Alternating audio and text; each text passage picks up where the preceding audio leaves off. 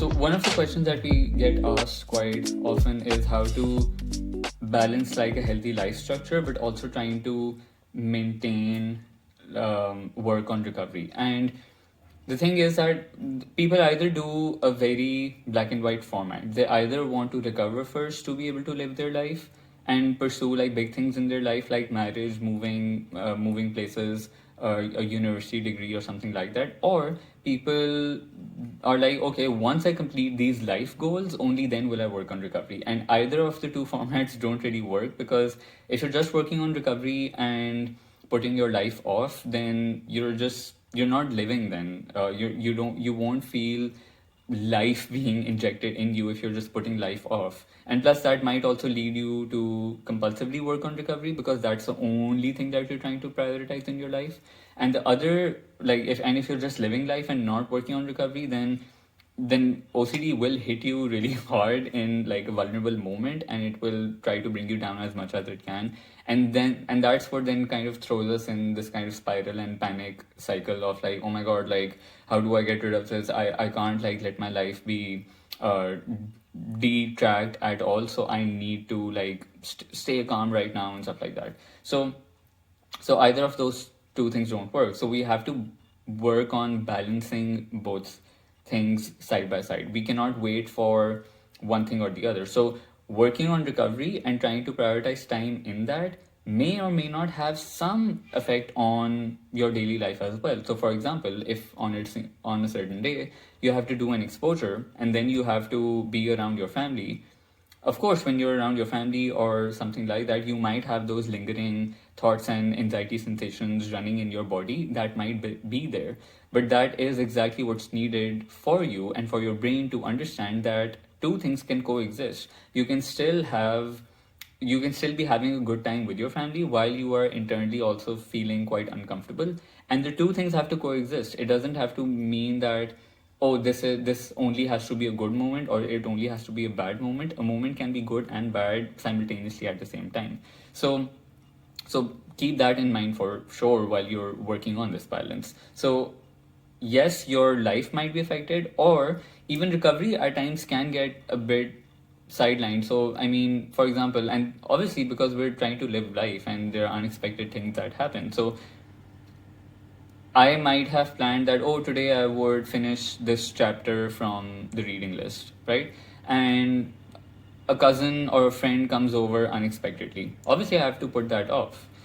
And I'm like, okay, I can maybe continue it tomorrow. Or maybe if I have to go out of city and I'm unable to work on recovery, I'd be like, okay, I can continue doing this exposure or doing disputing or whatever in 2-3 days when I come back to my city.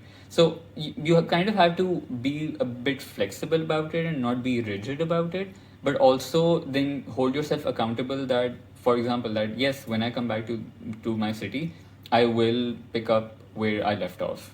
Don't postpone it and be like, oh, the momentum is broken, so I don't feel like it, and just, and keep it on the side. So the important thing over here is that while you are living your life, take time out for recovery, even if it's like 10-15 minutes of the day.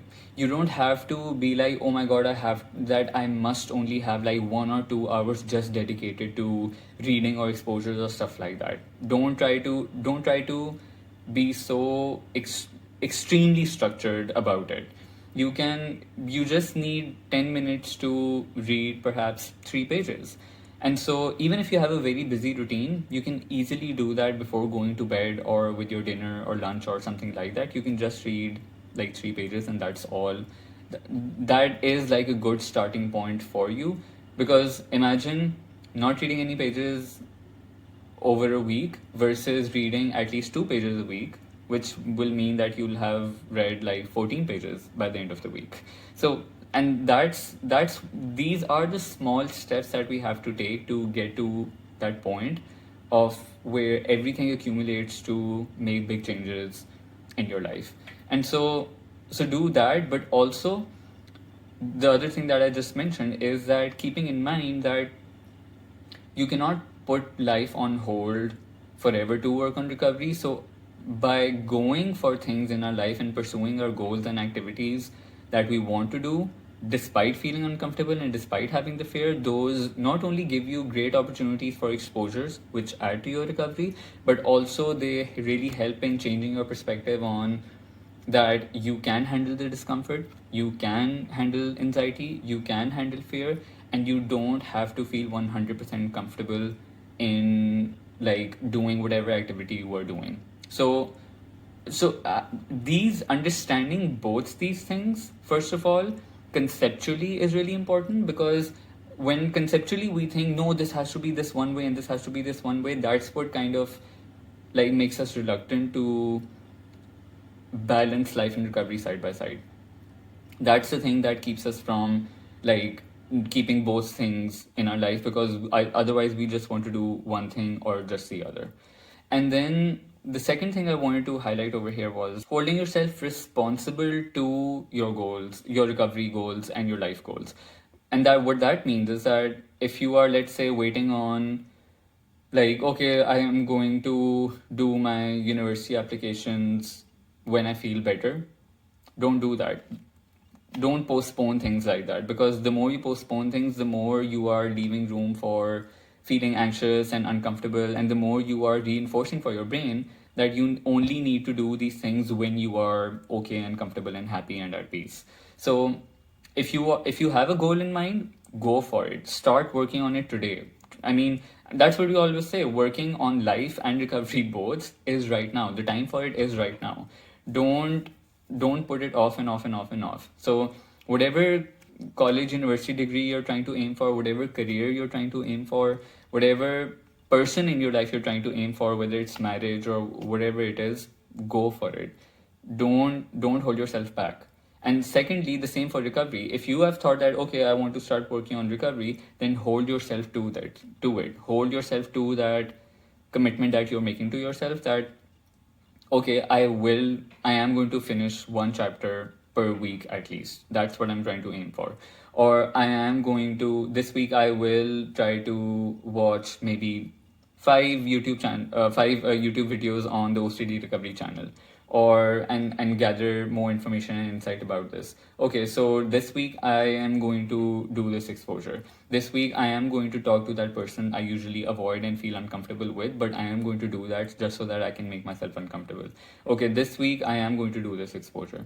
Ultimately, that balance comes from understanding that you don't need to feel a certain way, but also that self accountability that comes with trial and error, by the way. I mean, you can't be just one day like, okay, now I'm going to hold myself accountable and everything will be okay. It takes a lot of trial and error. There will be days where you might like just fall back into a comfort pattern but get back up the next day. So those fluctuations will happen, but as long as you are keeping up the overall momentum, as long as you're keeping yourself persistent and consistent with balancing life goals and recovery goals, that there's nothing that really is a replacement for that kind of self accountability and self reliance that you can build for yourself. And this goes hand in hand with like the motivation video that I've just done before this as well. So watch that as well. And yeah, see you on another video soon. Bye bye.